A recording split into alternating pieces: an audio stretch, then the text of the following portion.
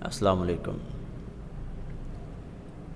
अब मैं ये सपोज़ कर रहा हूँ कि 8th चैप्टर आपने अच्छे तरीके से प्रिपेयर कर लिया है, उसकी वीडियोस आपने सुन ली हैं, उसका टेस्ट आपने अटेम्प्ट कर लिया है, डेव सी प्लस प्लस को आपने इंस्टॉल कर लिया है और उसमें हेलो वर्ल्ड प्रोग्राम लिख के उसको कंपाइल करके आपने उसकी आउटपुट चेक कर ली है। अगर इसमें 8th चैप्टर में आपको कोई प्रॉब्लम्स हैं तो आप कमेंट सेक्शन में लिखें, उन प्रॉब्लम्स को क्लियर करें, उसके बाद फिर आप नेक्स्ट चैप्टर पे मूव करें। तो आज से हम अपना नेक्स्ट चैप्टर नंबर 9 स्टार्ट करने वाले हैं। ये चैप्टर हमारी प्रोग्रामिंग को नेक्स्ट लेवल पे ले जाएगा। चैप्टर नंबर 9 का टाइटल है एलिमेंट्स ऑफ सी। इसमें फ़र्स्ट ऑफ़ ऑल हमारी डिस्कशन होगी वेरिएबल्स के बारे में, उसके बाद कॉन्स्टेंट्स, वेरिएबल और कॉन्स्टेंट्स इनमें बेसिकली क्या डिफरेंस है, इनके टाइप्स क्या हैं, इनको डिक्लेयर कैसे करते हैं, यूज़ कैसे करते हैं प्रोग्राम में। उसके बाद डाटा टाइप्स, यानी हमारा जो डाटा हम प्रोग्राम को देंगे वो कितने टाइप्स का है, उसके बारे में डिस्कशन होगी। और ऑपरेटर्स के बारे में। ये मेन एरियाज़ हैं जो इस चैप्टर में डिस्कस होंगे।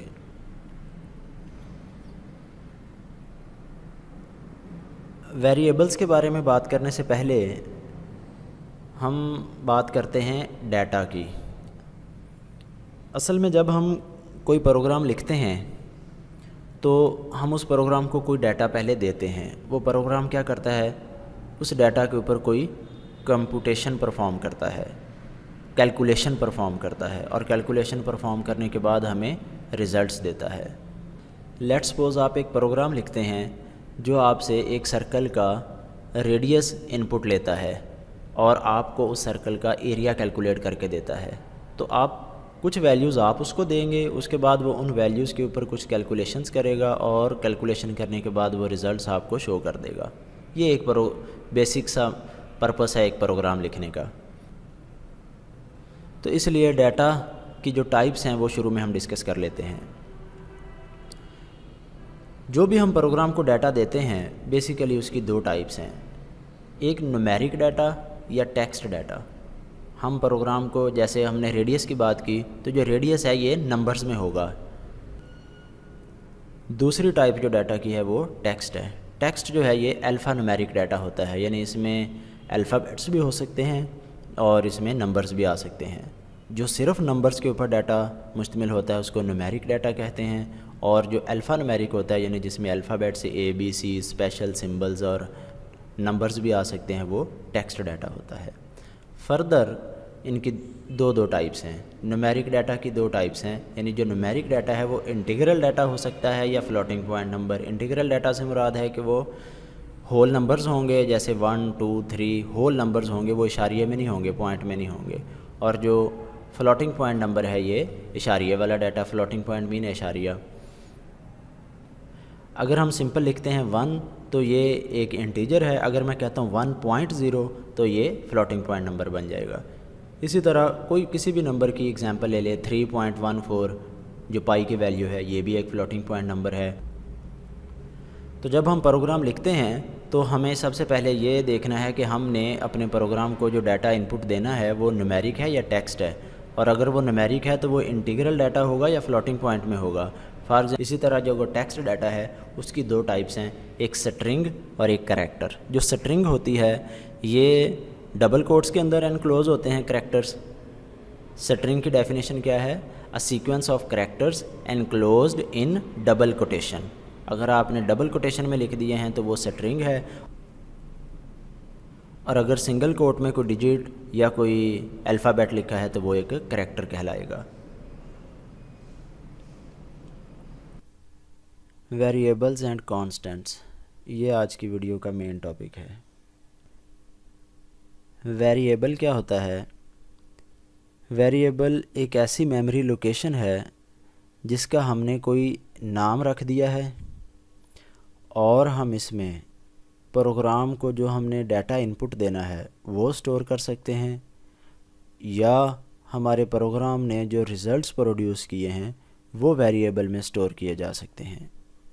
फिर सुने, वेरिएबल एक ऐसी मेमोरी लोकेशन है, मेमोरी के अंदर एक ऐसी लोकेशन है जहाँ पे हम डाटा स्टोर कर सकते हैं, और अगर प्रोग्राम ने कुछ रिज़ल्ट प्रोड्यूस किए हैं तो वो रिज़ल्ट उस मेमोरी लोकेशन के ऊपर स्टोर किए जा सकते हैं, और उस मेमोरी लोकेशन का हमने कोई नाम रख दिया है। दूसरी चीज़ कि वेरिएबल एक ऐसी लोकेशन है जिसके अंदर वैल्यू चेंज हो सकती है, जैसा कि इसके नाम से जाहिर है वेरिएबल। अगर हमने प्रोग्राम के स्टार्ट में एक वेरिएबल को कुछ वैल्यू दी है, लेट्स सपोज हमने कहा है कि x इज़ इक्वल टू 5, बाद में ड्यूरिंग द प्रोग्राम एग्जीक्यूशन हम उस वैल्यू को चेंज भी कर सकते हैं। हम चाहें तो वो पहली वैल्यू को रिप्लेस कर दें, 7 स्टोर कर दें, 8 स्टोर कर दें, यानी वेरिएबल की वैल्यू चेंज हो सकती है। वेरिएबल्स जो होते हैं ये रैम में क्रिएट होते हैं, इसीलिए ये वैल्यू को टेम्परेरीली स्टोर करते हैं। जब हमारे प्रोग्राम की एग्जीक्यूशन कंप्लीट हो जाती है और हमारा प्रोग्राम एंड हो जाता है, तमाम वेरिएबल्स की जो वैल्यू है वो डिस्ट्रॉय हो जाती है। ये डेफिनेशन आप देख लें कि variables are named memory locations, यानी ऐसी मेमोरी लोकेशंस हैं जिनका हमने कोई नाम रख दिया है। Which are use to store input data, हम इनपुट डाटा को स्टोर कर सकते हैं, and results during program execution. और दूसरी बात, value of variable may change during program execution. Variables are created in memory or RAM, therefore data stored in variable is temporary. Constant. Constant एक ऐसी quantity है जिसकी वैल्यू चेंज नहीं हो सकती। कांस्टेंट जो होते हैं ये भी वेरिएबल की तरह ही होते हैं, लेकिन इनमें डिफरेंस ये है कि कांस्टेंट की वैल्यू चेंज नहीं हो सकती। कांस्टेंट को हम प्रोग्राम के स्टार्ट में जो वैल्यू असाइन कर देते हैं, थ्रू आउट द प्रोग्राम उसकी वैल्यू वही रहती है, वो फिर वैल्यू चेंज नहीं हो सकती। पहले भी हमने 8th चैप्टर में डिस्कस किया है कि define directive is use to define constants in C language. अगर हम सी लैंग्वेज में कोई कांस्टेंट डिफाइन करना चाहते हैं तो उसके लिए जो डायरेक्टिव है वो डिफाइन डायरेक्टिव है। C has two types of constants, numeric constants and character constants। ये इसकी एग्जांपल है कि आप डिफाइन डायरेक्टिव के ज़रिए एक कांस्टेंट डिफाइन कर रहे हैं जिसका नाम है PI यानी पाई। तो इन शॉर्ट वेरिएबल ऐसी मेमोरी लोकेशंस हैं जिनमें हम डाटा स्टोर कर सकते हैं और इनकी वैल्यू चेंज हो सकती है। कांस्टेंट जो है ये ऐसी लोकेशंस हैं जिनमें जो वैल्यू एक दफ़ा स्टोर हो गई वो दोबारा चेंज नहीं हो सकती।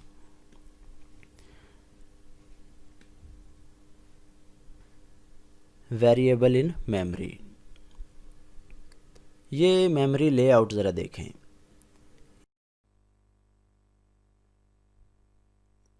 कंप्यूटर की मेमोरी इस तरह सेल्स के अंदर डिवाइड होती है।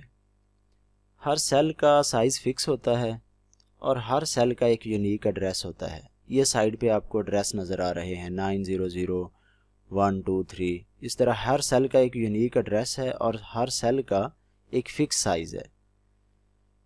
इन सेल्स के अंदर डाटा स्टोर होता है। अब ये एड्रेस याद रखने बहुत मुश्किल है, इसलिए अगर हम इनमें से किसी लोकेशन के ऊपर कोई डाटा स्टोर करना चाहते हैं तो हम इन लोकेशंस को पहले नाम दे लेते हैं। जिस तरह हम मुख्तलिफ़ मोहल्लों के गलियों के नाम रख लेते हैं। नंबर जो हैं वो याद रखने मुश्किल हैं, नेम याद रखने इजी होते हैं। तो इस तरह अगर हम लेट्स सपोज इन 4 लोकेशंस का हमने नाम रख लिया I, III, कोई भी आप अपनी मर्ज़ी का नाम दे सकते हैं। जब हम इन लोकेशंस के ऊपर डाटा स्टोर करने जाएंगे तो हम बजाय ये एड्रेस के हम ये नाम लिखेंगे I इज़ इक्वल टू, फिर वो जो भी नंबर हमने यहाँ पे स्टोर करना होगा वो दे देंगे। इसी तरह इन 2 लोकेशंस के ऊपर डाटा स्टोर करने के लिए हम लिखेंगे S इज़ इक्वल टू, आगे जो भी हमने डाटा स्टोर करना है वो दे देंगे।